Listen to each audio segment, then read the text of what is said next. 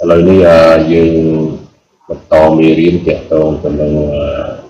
phonetic symbol for pronunciation pronunciation ការបញ្ចេញសំឡេងអញ្ចឹងវីដេអូមុនយើងបានសិក្សាអំពី phonetic symbol ទាក់ទងទៅនឹង vowel sound và short រួចហើយឥឡូវនេះនៅក្នុងវីដេអូនេះយើងសិក្សាអំពី vowel sound và long sound ទាក់ទងនឹងសូរសំឡេងស្រៈសូរវែងvàនេះ phonetic symbol យើងអានថា phonetic symbol និមិត្តសញ្ញាបន្លឺសំឡេងនិមិត្តសញ្ញាបន្លឺសំឡេង phonetic symbol for pronunciation ចឹងនៅក្នុងវីដេអូនេះយើងរៀនអំពី vowel sound មកទាក់ទងទៅនឹង long សំឡេងស្រៈសូរវែងសំឡេងស្រៈបាទសូរវែងអញ្ចឹង long sound មានបាទយើងអានរៀងប្អូនតិចមកបាទអត់ដូច short ទេ short sound យើងអាន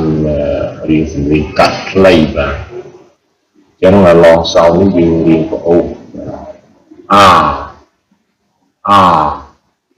for example arm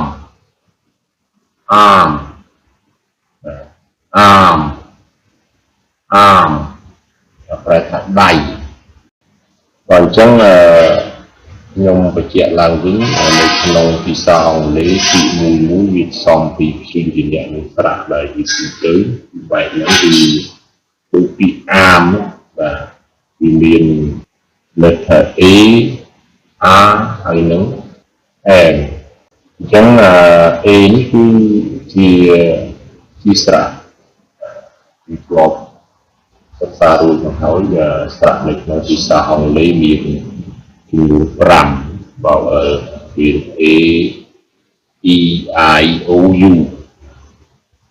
ចឹង A នេះជា vowel ពីស្រៈហើយ R ហើយនឹង M នេះគឺជា consonant ចឹងអានេះគឺជា phonetic symbol for pronunciation ជាសិញជានិមិត្តសញ្ញាសម្រាប់អានពាក្យនេះបាទចឹងនេះគឺជាស្រៈ R ហើយ M នេះគឺជា consonant sound តំណាងឲ្យសំឡេងមួយសម្រាប់អានពាក្យនេះ M នេះគឺស្មើM គឺតំណាងសំឡេង phonetic symbol គឺ M គឺស្មើសំម៉ូអាមវាយើងអាមប្រែថាដៃអញ្ចឹងនៅពេលនេះ M នេះគឺជា consonant sound លោកឲ្យ M នេះដែលជា consonant ឥឡូវនេះចូលជាបន្តទៅទៀតបាទស្រៈអ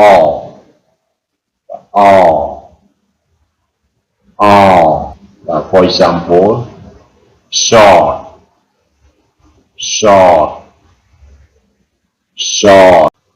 បាទនេះគឺជាសញ្ញា phonetic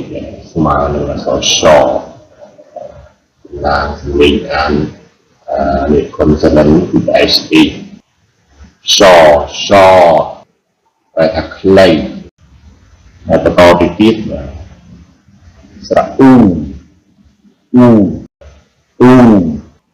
for example fruit again fruit ផ្លែឈើបាទទី4ស្រៈ E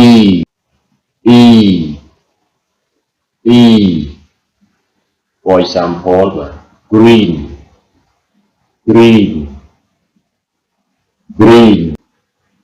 នឹងប្រែថាពណ៌បៃតងបាទជាបន្តទៅទៀតបាទស្រៈអឺនេះមានពីរទម្រង់ហើយយើងពិចារណាយើងសេទម្រង់នេះគឺគេថាប្រើបានពីរ Và chẳng dự án của họ phía và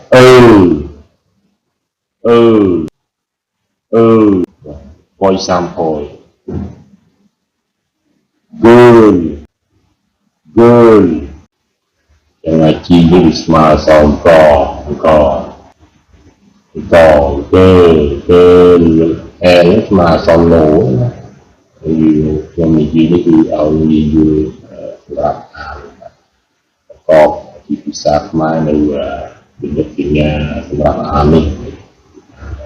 គឺអាណាគឺនឹងប្រែថាក្មេងស្រីបើអញ្ចឹងសរុបមកតាក់ទងទៅនឹងបើសោនដែលជាឡងសោននេះវាមាន5ដែលយើងត្រូវចាំពីចំណែកឯបើសោននៃ short ដែលយើងសិក្សាពីវីដេអូលើកមុនមាន7ដែលជាស្រៈសូរសម្លេងស្រៈសូរសម្លេងខ្លីមានខ្លីអញ្ចឹងសម្លេងវែងមាន5សំខាន់